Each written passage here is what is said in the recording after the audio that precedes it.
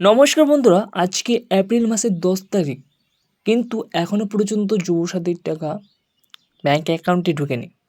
তো তোমাদের কবে এপ্রিল মাসের যুবসাথীর টাকা ঢুকবে? আর তোমরা যারা মার্চ মাসে টাকা পেয়েছো, তো তোমাদের এপ্রিল মাসের দ্বিতীয় কিস্তির টাকা কবে ব্যাঙ্ক অ্যাকাউন্টে ঢুকবে?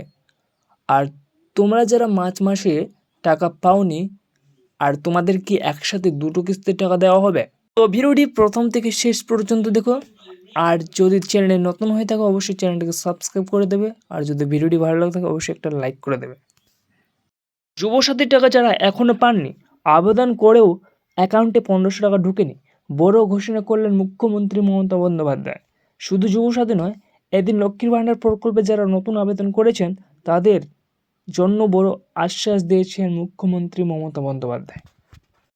গত মার্চ মাস থেকে যুবসাথী প্রকল্পের টাকা উপভোক্তাদের অ্যাকাউন্টে পাঠাতে শুরু করেছে রাজ্য সরকার, কিন্তু যুবসাথী প্রকল্পে আবেদনকারী অনেকেরই অভিযোগ এখনও প্রথম 2 কিস্তির টাকা পাননি তারা। অনেকের আবার অভিযোগ টাকা ঢোকার মেসেজ মোবাইলে ঢুকলেও অ্যাকাউন্টে টাকা ঢোকেনি। এই পরিস্থিতিতে যুবসাথীর আবেদনকারীদের বড় প্রতিশ্রুতি দিলেন মুখ্যমন্ত্রী মমতা বন্দ্যোপাধ্যায়। মঙ্গলবার উত্তর 24 পরগনার বনগাঁয় ভোট প্রচারে গিয়ে মুখ্যমন্ত্রী দাবি করলেন যে আবেদনকারীরা এখনও যুবসাথী টাকা পাননি, প্রত্যেকেই সেই টাকা পাবেন। এদিন বনগাঁর জনসভা থেকে মুখ্যমন্ত্রী বললেন, যুবসাথীতে যারা টাকা পাচ্ছেন তারা টাকা পাবেন, যারা এখনও পাননি তারাও পাবেন।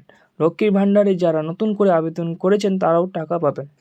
একই সঙ্গে মুখ্যমন্ত্রী দাবি করেছেন যে বেকার যুবক যুবতীরা যুবসাথী প্রকল্পের নাম নথিভুক্ত করেছেন, ভবিষ্যতে তাদের কর্মসংস্থানেরও সাহায্য করা হবে। যুবসাথী যারা তাদের জীবিকার সন্ধান আমরা কেড়ে দেব।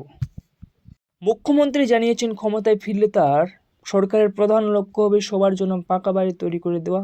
পাশাপাশি যে সমস্ত বাড়িতে লবণবাহিত পানীয় জলের সংযোগ নেই সেই সমস্ত বাড়িতে পরিশুদ্ধ পানীয় জল পৌঁছে দেওয়া হবে। পাড়ায় সমাধান প্রকল্পে যে সমস্ত কাজের অনুমোদন হয়েছে নির্বাচন মিটলেই তা শেষ করা হবে বলেও আশ্বাস করেছেন মুখ্যমন্ত্রী মমতা বন্দ্যোপাধ্যায়।